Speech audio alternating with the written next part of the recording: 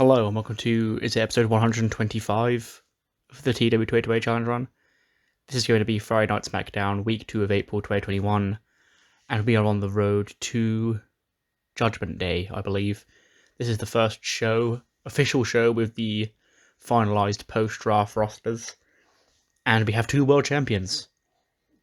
How are we going to go around solving that? And you can see on your screen 2 matches announced for tonight's show. The former SmackDown Women's Champion Sasha Banks will be in action again against Shotzi Blackheart, and the WWE Champion will make his return match to SmackDown against the former United States Champion Chad Gable, among a lot of other things going down the blue brand here tonight. Without any further ado, let's jump straight into the show. Think twice before you pounce. Thinking over, ready or not, it's the moment. Better off stepping aside, burning with vengeance and solid revive. Daredevil, you picked the one. If you think you could get away, you have us to repay. I'm hoping that the 6 or 7 pre-show matches I just put on there are going to be enough to balance it out. It's probably going to end up telling me I booked too many wrestling matches this week. But oh well. We start with a look at the announce desk. It's Corey Graves and Michael Cole, and they're joined by Samoa Joe. And you know what you're thinking, didn't we just take him off commentary? Well, yes, we did, and that's the story here. It's going to be Samoa Joe, welcome to SmackDown. You're a much valued member of the commentary team here. How are you feeling here on the blue brand? And he just glares a hole through Michael Cole. Doesn't say anything. He's like, okay, well, I've got a huge show for tonight. Coming out first is the WWE Champion Randy Orton. What are your thoughts on him, Samoa Joe? No comment. Joe just stares blankly into the ring. As Randy Orton comes to the ring, so no comment at all from Samoa Joe, who's supposed to be on commentary here tonight. 76. Randy Orton comes out, and he talks about how it's nice to be back here on SmackDown. He even was here since 2016 when the first brand split first came back, and he sort of became his home until he was taken to Raw last year. But now he's back and he's here with the WWE title. But there's still another pretender running around with the title on this show, and this town ain't big enough for both of us, he says. And Malcolm Bivens and Chad Gable interrupt, and he talks about how Randy, you can't just come over here and think you can beat the #1 premier athlete here on SmackDown. See, Chad Gable, maybe he did lose to Shinsuke Nakamura at WrestleMania. Maybe he did get pinned in the 6-man tag team match, but Chad Gable, he's out for revenge, and with me by his side, and with him officially in the Bivens family, well, the sky's the limit for Chad. He's going to prove that tonight when he gets to the 1. That's why we made this match, Randy, because we need to prove that Chad Gable really is the best, and he's going to beat you in your first match back here on SmackDown. And then Randy Orton and Chad Gable they have a face-to-face. Bivens and Gable back away when Scarlett just walks out. No music. And she puts the hourglass on the side of the ring and turns it upside down. And the sand starts pouring out, and Randy Orton gives it that weird look. 55.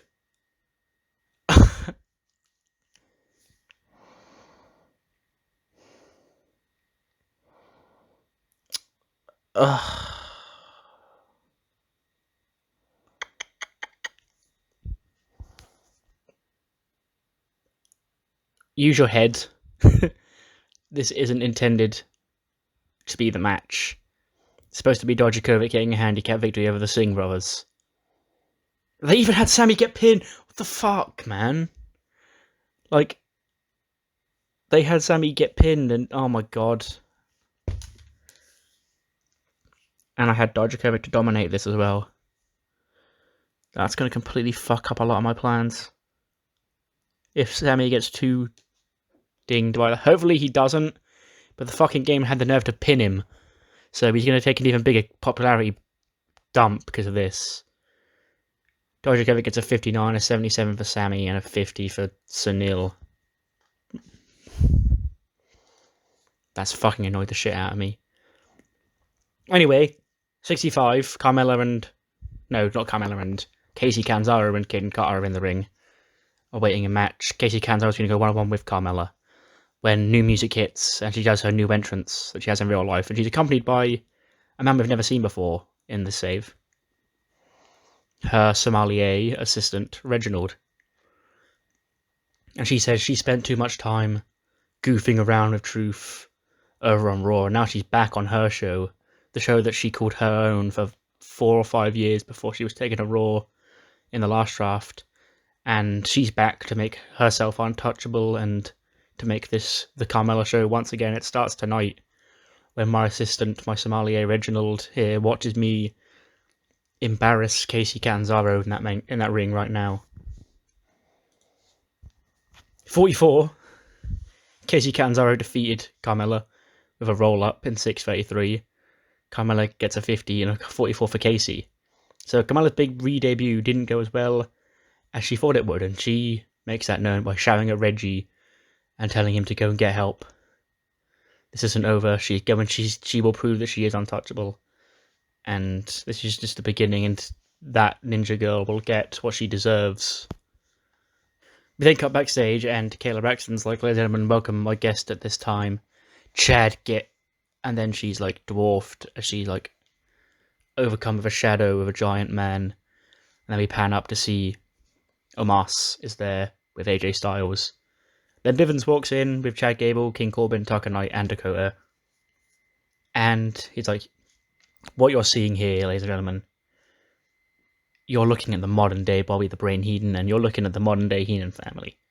Because while my team may have lost at WrestleMania, I still have their backing and they still have mine. Because I may not have the power to run the show from within the office, but I can run it from the ring." Ladies and gentlemen, behind me, right at the back, you see the Colossus, the 7'3" Nigerian beast, Omos. In front of him, a former 2-time WWE champion, former 3-time United States champion, the phenomenal AJ Styles, one of the greatest wrestlers of this and or any generation. To his right, the former United States champion, the Olympic athlete, Chad Gable, the greatest pure athlete here on SmackDown. Next, you have another former Universal Champion, former United States Champion, and current King of the Ring winner, Mr. King Corbin, and his associate, Tucker Knight, the most dominant pairing here on SmackDown. And last but certainly not least, the former Women's Tag Team Champion and my best friend, Dakota Kai. Because you're looking at, while we may not be as closely knit as the New Day, as the Shield and factions like that, we do all have each other's back. Bobby Heenan family, eat your heart out, because Bivens Enterprises, this is the new greatest collection of super athletes you've ever seen in your life. And they're going to start that in the main event when the Alpha Olympian Chad Gable pins the WWE Champion's shoulders to the mat 1, 2, 3 like only an Olympic wrestler can. And the Bivens Enterprises take over Pierce. You thought you had it all figured out, but nah, we're still here. 79, Big E defeats Bobby Roode in 11 minutes and 1 second with a big ending. 87 for Big E and a 71 for Bobby Roode. And this is the point where I should point out that in the first segment, we had Joe on commentary, and he was sat there just staring at Michael Cole and not saying anything during that segment. He actually won't have uttered a word this entire show. He's just there. We cut back to the commentary team. He's just there with a scowl on his face, just staring blankly into the ring ahead of him. And they ask him questions, and he just... So occasionally he doesn't even look at the announcers. He just sits there not speaking to anybody. And then Big E celebrates his victory, and Michael Cole and Corey Graves start gassing up what a great future he's got here on SmackDown as a single star, and how the world is at his feet, and how he's going to be a former world champion. And we hear the sound of a headset just slamming on the desk. And Joe jumps into the ring and he chokes out Big E. With fire in his eyes, he screams as Big E passes out. Roode and some referees try and pull him off. They can't get the Samoan submission machine off him. And then Big E passes out in his arms. And Joe storms to the back, ripping his suit jacket off, ripping his shirt off, sending a message to Big E. A 67 non-storyline match between Dominic Mysterio and Tony Nese. That's impressive. Dominic gets the win in 7 minutes and 3 seconds by submission, apparently. A 56 for Dom and a 64 for Tony Nese. After the match, Dolph Ziggler's not happy. He says, "We are the future. We are the former and future SmackDown Tag Team Champions. And we don't have time for dead weight like you, Tony. I mean, we're a pair of dirty dogs on top, and we thought that you were on our level, but turns out you're not quite there." And he super kicks Tony Nese and kicks him out of the group. Boo. I didn't want to do it either, but randomizer told me to. Dolph Ziggler and Roode attack Tony Nese. Riddick Moss will sort of just be there conflicted, because Tony is his tag team partner, but of course he wants to stay and try and get the rub from Ziggler and Roode. Then the other tag teams on SmackDown being Montez Ford and Angelo Dawkins and Eric and Ivar, specifically, among others, probably have Death from Above out there as well, and the Mysterios, because Dominic was in the match, all getting involved in some sort of kerfuffle. And Tony Nese is left laying, and he kicked out of the group because Dolph Ziggler is not happy that he got beat by Dominic Mysterio, a rookie, here tonight. Backstage segment with the Boss Group. They're in sort of like their Boss HQ doing a business meeting about Sasha's match with Shotzi Blackheart coming up next. And Indy is doing a presentation of some sort. He's like, "You see, by my calculations, this is all Sasha has to do to get the win tonight. If we accompany her, Shotzi will have Ember, and we'll have the numbers game. So should Sasha be struggling, not that I'm saying that she will, but should Shotzi have the upper hand at any point, we'll be there to counteract Ember Moon, and we can help Sasha get that win, and then she'll go on to win back her SmackDown Women's Championship against Bianca Belair at Judgment Day in a rematch that we're going to announce here, I guess. It'll be Sasha and Bianca 2 at Judgment Day for the SmackDown Women's title. And Sasha's one-on-one with Shotzi up next. Gets a 64. Shotzi defeats Sasha Banks in 13-15 with a roll-up via shenanigans, because, as Indy predicted, they did counteract Ember Moon, but they didn't take into account that Bianca Belair would come to the aid of the baby faces, and there's some sort of big schmoz at ringside. Sasha's of course distracted, like, "Indy, come on, bitch, this isn't going according to plan." Roll up, 1, 2, 3, Shotzi gets the win over the former SmackDown Women's Champion. 74 for Sasha and a 50 for Shotzi. 64 is not too bad there then, actually. We then cut backstage, and Rey and Dominic are with Pierce, and he says, "You see, after what my son did to Tony Nese, and then Dolph Ziggler got involved, and we don't know, with them dirty dogs or whatever they were, and the Street Profits and the Vikings and Death from Above, we've got a whole array of tag teams over here. So who's next for us, Pierce? What's the problem going to be?" Now a light bulb goes off on Pierce's head. Next week, Tag Team Turmoil, featuring the Usos, the former SmackDown Tag Team Champions, Death from Above, Lince Dorado, the Viking Raiders, the Street Profits, and Dolph Ziggler and Bobby Roode. And those 5 teams will do Tag Team Turmoil, with the winner of that going on to Judgment Day to face the Mysterios for the SmackDown Tag Team titles. And Ray's like, "Okay, yeah, we'll bring that on, Dominic, won't we?" And he's like, "Yeah, Dad, we're fighting champions, we want to fight just the best, and obviously whoever wins Tag Team Turmoil will be the best. But will it be either of these 2 teams that get 82? The Viking Raiders, in their first match on SmackDown ever, I believe, defeat Death from Above. Ivar pins Lince with the Viking Experience. 72 for Ivar, 69 for Eric, 68 for Lince, and a 77 for Grand Metalik. And for that to get an 82 is really, really surprising and really fucking good. We're then at the Garganos. We're having dinner with the Garganos. Just Candice and Johnny. I can't imagine them inviting Ivar. Ray's are around. Maybe Ruby's there, because Ruby's their friend. And Candice and Johnny are eating dinner. he's got his replica of the IC title on the wall, like all the old champions do, and Candice has her SmackDown Tag Team Women's title. And he says, what's next for them? Because they had unfinished business. That loser, Damian Priest, he's going to get away now about getting that ass kicking that Gargano owed him after he beat him at WrestleMania, and he's walking around with his title. Candice was like, and also they took... Me and Ruby got screwed out of our women's title rematch on Raw. So we're sort of left. And now, of course, they've drafted us to SmackDown because then we've got nothing to do. Well, what is there for us to do on SmackDown? Ruby's like, if you can't become the IC champion again, you could always go after Shinsuke. And Johnny's like, that would be so silly, Ruby. Why would I ever? And he stops. He's like, you're right. Johnny wins. And if Johnny can't be the IC champion again, guess Johnny's got to set his sights on the US title. You right, Candice? And she's like, yeah, Johnny. Where does that leave us, Ruby? And Ruby's like, oh, don't worry. I've got a plan for us. So the way, scheming, here tonight.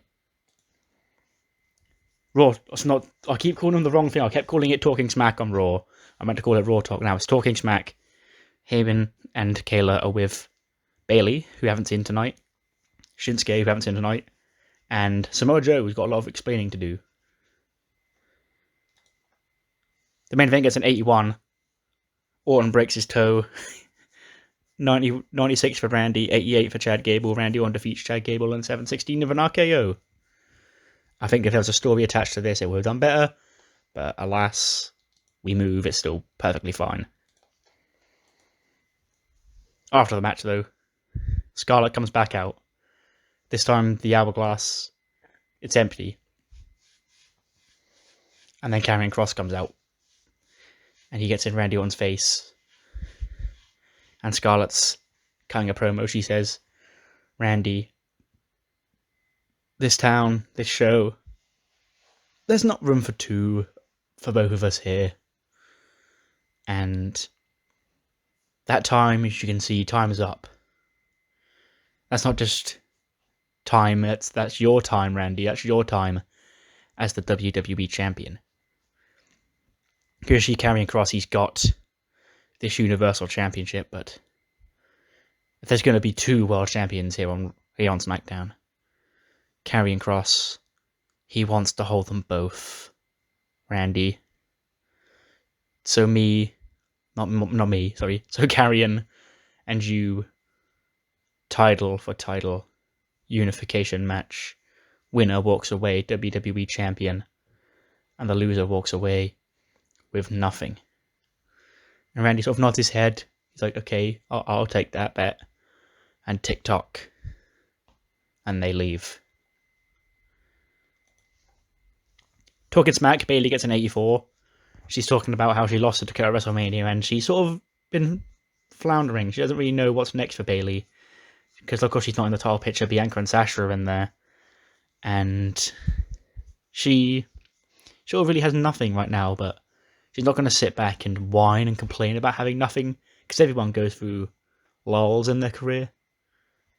But if Bayley can't have anything given to her, any opportunities given to her, she has to make them by herself. So stay tuned for what's next. For the hugger, the hybrid hugger, the whatever she calls herself, the role model, here on SmackDown.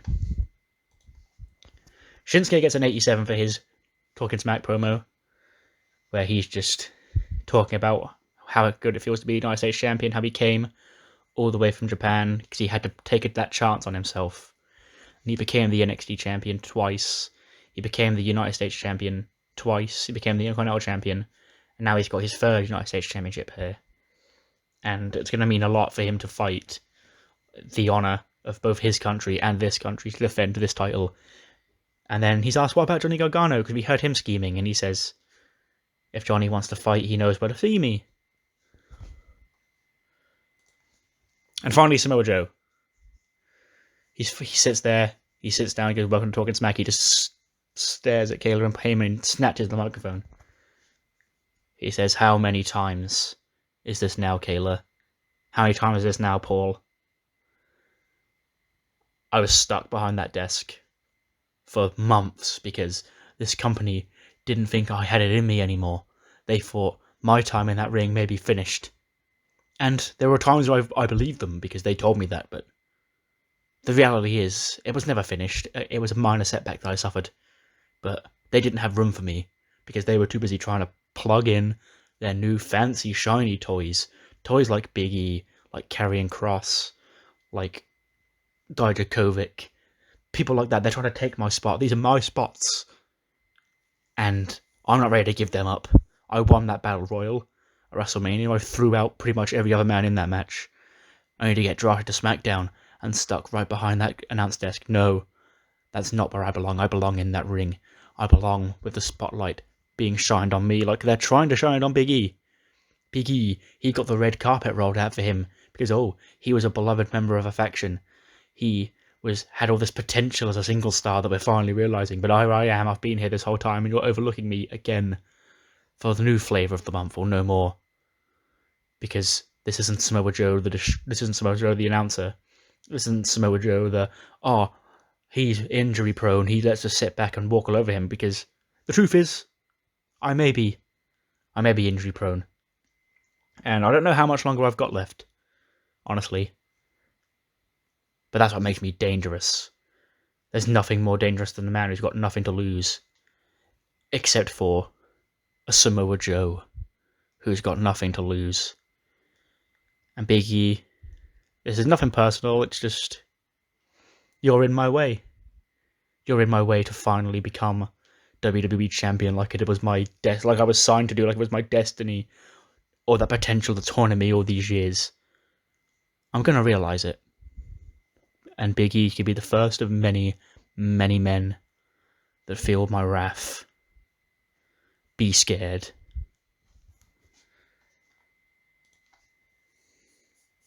Hey, there we go. We did the show perfectly fine this time. 82.